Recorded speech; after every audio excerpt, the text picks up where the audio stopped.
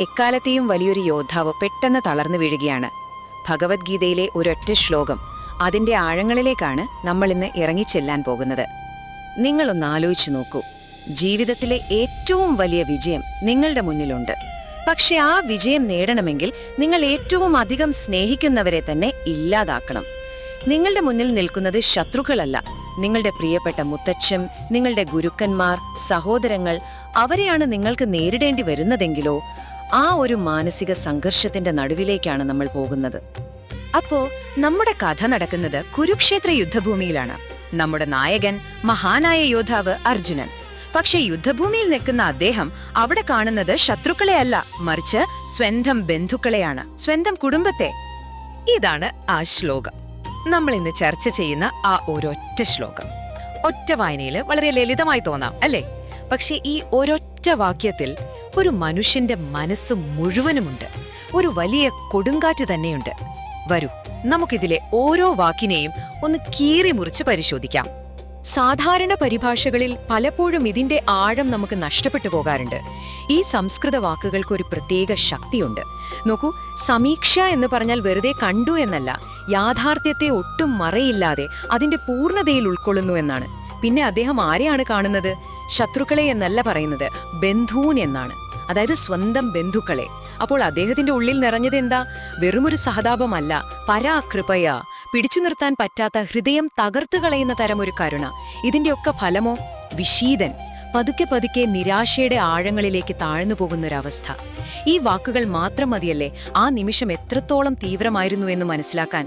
ഇവിടെ വളരെ രസകരമായ ഒരു കാര്യമുണ്ട്.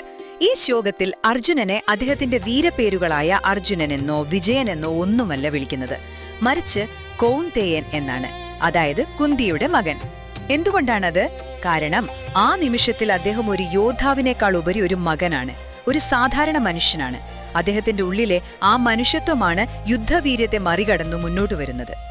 അപ്പോ ആ കാഴ്ച അർജുനന്റെ ഉള്ളിൽ ഒരു വികാരങ്ങളുടെ പ്രളയം തന്നെ ഉണ്ടാക്കി. ഒരു വലിയ തിരമാല പോലെ കരുണ വന്ന് അദ്ദേഹത്തെ മൂടുകയാണ്. ഒരു നായകനെ നിശ്ചലനാക്കി കളഞ്ഞ ആ വൈകാരിക കൊടുങ്കാറ്റിനെക്കുറിച്ചാണ് നമ്മൾ ഇനി സംസാരിക്കാൻ പോകുന്നത്. ശരിക്കും ഒരു യോദ്ധാവ് എങ്ങനെയാവണം? നല്ല ശാന്തനായി ലക്ഷ്യത്തിൽ മാത്രം ശ്രദ്ധ കേന്ദ്രീകരിച്ച് നിൽക്കണം. പക്ഷെ ഇവിടെ അർജുനന്റെ അവസ്ഥയോ? അദ്ദേഹം ദുഃഖത്തിൽ മുങ്ങിത്താഴുകയാണ്. വികാരങ്ങളെ നിയന്ത്രിക്കേണ്ടവനാണ് യോദ്ധാവ്. പക്ഷെ ഇവിടെയോ കരുണ അർജുനനെ പൂർണ്ണമായും കീഴ്പ്പെടുത്തി കളഞ്ഞു. യുദ്ധത്തിന് തയ്യാറായി നിൽക്കേണ്ടയാൾ ദുഃഖഭാരം കൊണ്ട് തളർന്നു പോയിരിക്കുന്നു. ഈ ഒരു വൈരുദ്ധ്യം തന്നെ കാണിച്ചു തരുന്നുണ്ട് അദ്ദേഹത്തിന്റെ ഉള്ളിലെ സംഘർഷം എത്ര വലുതാണെന്ന്. ഈ അവസ്ഥയെ വർണ്ണിക്കാൻ ഉപയോഗിക്കുന്ന അതിശക്തമായൊരു സംസ്കൃത വാക്കാണ് ആവിഷ്ട. അതിന്റെ അർത്ഥം കീഴടക്കപ്പെട്ടവൻ, അല്ലെങ്കിൽ എന്തോ ഒന്ന് ആവേശിച്ചവൻ എന്നൊക്കെയാണ്. അതായത് നമ്മളെക്കാൾ വലിയൊരു ശക്തി നമ്മളെ ഭരിക്കുന്നൊരവസ്ഥ. ഇവിടെ കരുണ എന്ന വികാരം അർജുനന്റെ ഉള്ളിൽ കയറി അദ്ദേഹത്തെ ഒരു പാവയെ പോലെ നിയന്ത്രിക്കുകയാണ്. അദ്ദേഹത്തിന് സ്വന്തം മനസ്സിന് മുകളിൽ ഒരു നിയന്ത്രണവുമില്ല. ഇനി നമുക്ക് ഈ പ്രതിസന്ധിയുടെ ഉള്ളറകളിലേക്ക് കുറച്ചുകൂടി ആഴത്തിൽ ഇറങ്ങിച്ചെല്ലാം. കാരണം ഇത് വെറും ഒരു വൈകാരികമായ തകർച്ച മാത്രമല്ല, അതിനപ്പുറം ഇതിന് പല തലങ്ങളുണ്ട്. നമുക്കതൊന്ന് സൂക്ഷ്മമായി പരിശോധിച്ചാലോ? അർജുനൻ ഈ നിരാശയിലേക്ക് വീണതിനൊരു വഴിയുണ്ട്. നോക്കൂ, എല്ലാം തുടങ്ങുന്നത് ആ കാഴ്ചയിൽ നിന്നാണ്. സ്വന്തം ബന്ധുക്കളെ ശത്രുക്കളായി കാണുന്നു.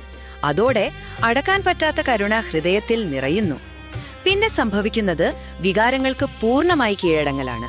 അവസാനം ഒന്നും ചെയ്യാനാവാതെ നിസ്സഹായനായി നിരാശയുടെ പടുകുഴിയിലേക്ക് വീഴുന്നു. കണ്ടില്ലേ, ഓരോ സ്റ്റെപ്പും എത്ര സ്വാഭാവികമായാണ് അടുത്തതിലേക്ക് നയിക്കുന്നതെന്ന്. അതെ, ഈ പ്രതിസന്ധിക്ക് പല മുഖങ്ങളുണ്ട്. തീർച്ചയായും ഇത് വൈകാരികമാണ്. പക്ഷേ അത് അർജുനന്റെ ചിന്തിക്കാനുള്ള കഴിവിനെ തകർത്തു, പ്രവർത്തിക്കാനുള്ള ആഗ്രഹത്തെ ഇല്ലാതാക്കി. അതോടെ ഒരു വലിയ ധാർമ്മികമായ ചോദ്യം ഉയർന്നു വന്നു. എന്താണ് എന്റെ ശരിയായ കർമ്മം? ആ ഒരൊറ്റ ചോദ്യമാണ് പിന്നീട് ഗീതയിലെ വലിയ ആത്മീയമായ അന്വേഷണത്തിന് തിരികൊളുത്തുന്നത്. ഇവിടെ വളരെ മനോഹരമായ ഒരു വിരോധാഭാസമുണ്ട്. അർജുനന്റെ കരുണ 100% ആത്മാർത്ഥമാണ്, അതിൽ സംശയമില്ല. പക്ഷെ അതൊരു തരം അന്ധമായ കരുണയാണ്. കാരണം ആ കരുണ കൊണ്ട് ആരെയും രക്ഷിക്കാൻ പറ്റുന്നില്ല. അത് അദ്ദേഹത്തെ തളർത്തുന്നു, ഒന്നും ചെയ്യാൻ പറ്റാത്തവനാക്കുന്നു എന്നല്ലാതെ അതുകൊണ്ട് ഒരു പ്രയോജനവുമില്ല. അങ്ങനെ നമ്മൾ അവസാന ഘട്ടത്തിലേക്ക് എത്തുകയാണ്. യുദ്ധകളത്തിൽ ഉയർന്ന ആ ചോദ്യം, ലോകത്തിന് ഭഗവത്ഗീത എന്ന മഹത്തായ ജ്ഞാനം സമ്മാനിച്ച ആ നിർണായകമായ നിമിഷം. അതെ, അർജുനൻ ആ അതിർവരമ്പ് കടന്നിരിക്കുന്നു. ഒരു യോദ്ധാവിന്റെ തകർച്ചയിൽ നിന്നാണ് ശരിക്കും ഒരു ശിഷ്യന്റെ ഉദയം. ഈ തകർച്ചയാണ് ഗീതയുടെ ജ്ഞാനത്തിലേക്കുള്ള വാതിൽ തുറന്നത്. നമ്മൾ ഓർക്കണം, ഈ നിരാശയില്ലായിരുന്നെങ്കിലോ ഒരുപക്ഷെ ഗീതയും ഉണ്ടാകുമായിരുന്നില്ല. ആയിരക്കണക്കിന് വർഷങ്ങൾക്കിപ്പുറം ആ ശ്ലോകം നമ്മളോടും ഒരു ചോദ്യം ചോദിക്കുന്നുണ്ട്. ജീവിതത്തിലെ പ്രതിസന്ധികളിൽ താങ്ങാനാവാത്ത ദുഃഖമോ സഹതാപമോ നിങ്ങളെ കീഴ്പ്പെടുത്തുമ്പോൾ, ഒരടി മുന്നോട്ട് വെക്കാൻ പറ്റാതെ വരുമ്പോൾ നിങ്ങൾ എന്തു ചെയ്യും? അവിടെ തളർന്നു പോകുമോ? അതോ അർജുനനെ പോലെ ശരിയായ അറിവിനു വേണ്ടി ഒരു ചോദ്യം ചോദിക്കാൻ തയ്യാറാകുമോ? ഈ ചോദ്യം ഞാൻ നിങ്ങൾക്കായി വിട്ടുതരുന്നു. വീഡിയോ ഇഷ്ടപ്പെട്ടെങ്കിൽ ചാനൽ സബ്സ്ക്രൈബ് ചെയ്യാൻ മറക്കല്ലേ.